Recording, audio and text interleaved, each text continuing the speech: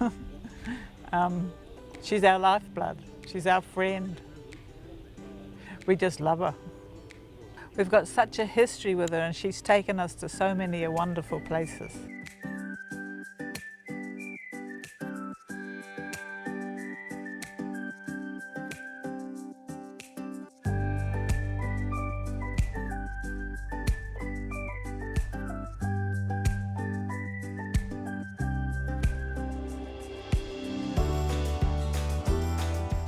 We had owned a Prado.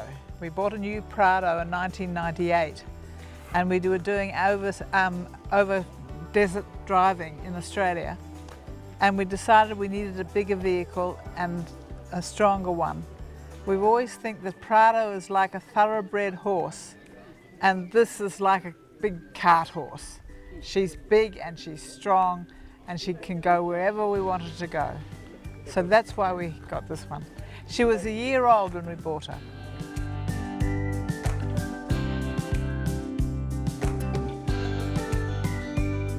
Just on 20 years.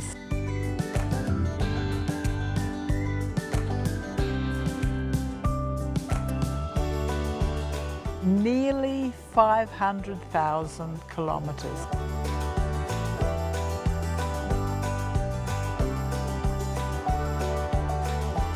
Because we've travelled all around the world in this car, right across Russia and China and Mongolia and back, and right through Scandinavia. And then in 2014 we shipped the car to Chile in Santiago, and we drove to the southmost port of Tierra del Fuego, and then we drove up and around Argentina and Paraguay and into Colombia and Bolivia and right up to the top of Alaska. So we went through right through Central America and North America, Canada and Alaska, right to the top. And we hadn't finished. We turned around and we came back to Florida, and then right down to the bottom of Florida and there. So that was a lot of kilometres. And we've also been around all of Australia several times, across all the deserts, up and down and right around. So we've done a huge amount of mileage in Australia.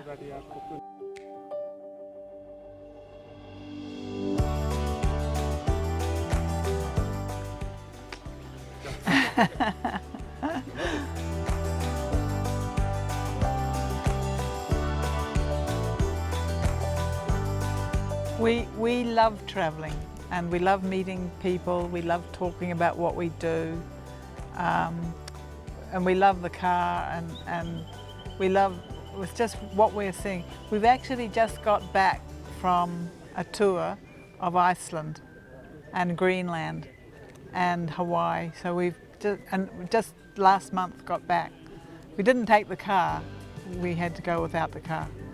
So taking our own car was much easier than getting a rental, because every time we crossed a border we would have had to give the rental back, and this way all we had to do was register the car into each country, and we just kept driving. And at this point of time we've been to 92 countries.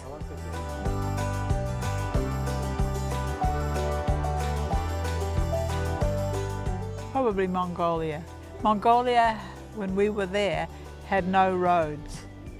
If we wanted to go south, we just drove south. 2008 and 2009.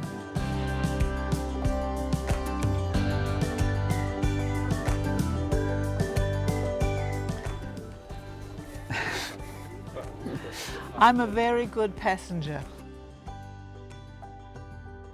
We also love history, and I spend time reading as we're driving about the history of various places that we go to as we drive. So that was how we proofread my book that we've published.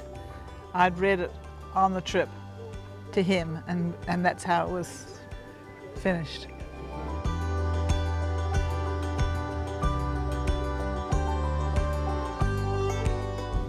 Because she's our survival kit. She's our best friend. Most reliable. She's the most reliable that we've ever come across. We could have her serviced in every country that we went to by Toyota dealers. We had wonderful service in Russia, Ukraine, Argentina, England, USA, all over. She's been serviced.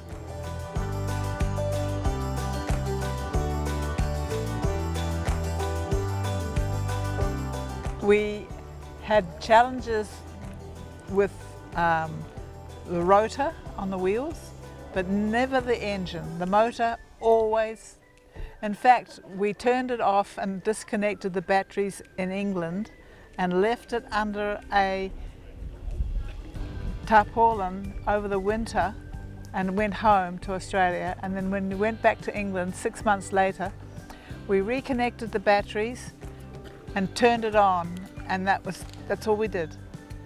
And it didn't stutter, it just started straight away. We sometimes talk about the cars of this type that are compared, and they all compare, but when they publish things, they never compare anything with the Land Cruiser, because she's so far ahead of anything else. That's what we think anyway.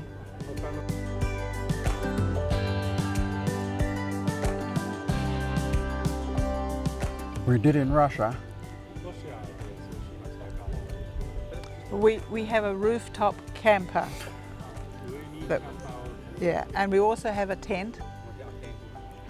Yes, it was. Yes, it was cold. It was wet. So there are times when she's just available to do what we need to do. That's camping with the rooftop camper. This is Tierra del Fuego. No, it's not, Torres del Paine in Chile. Water in Birdsville in Australia, in the middle of the desert. New South Wales? No, Queensland. Queensland. And this is where we've been in Australia.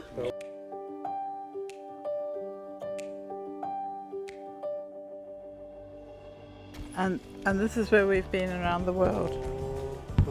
So, Russia, Europe, Scandinavia, China, South America, right round, and up through the US to the Arctic Circle, and then back around Canada and back. We have been to Africa, but not driving the car. The trouble we have is that a lot of countries now won't allow diesel engines in cities. When we were in the United States, whenever we stopped at the traffic lights, people would jump out of their cars and run across to us and say, "Will you sell us your car?" Because they can't get 100 series diesel turbocharged in the States.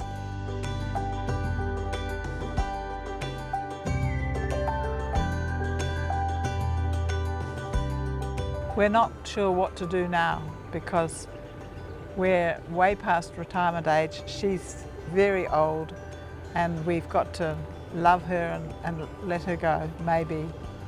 We also have a 2-year-old grandson in Melbourne. His first word was truck, and he'd pat the truck, just here, he says, "My truck."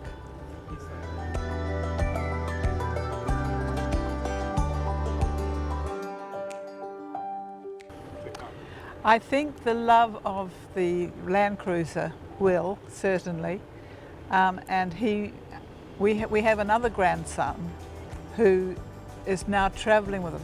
He's 33 and he drives his own vehicle. It's not a Toyota, but he's about to change to it because he doesn't like the one he's in.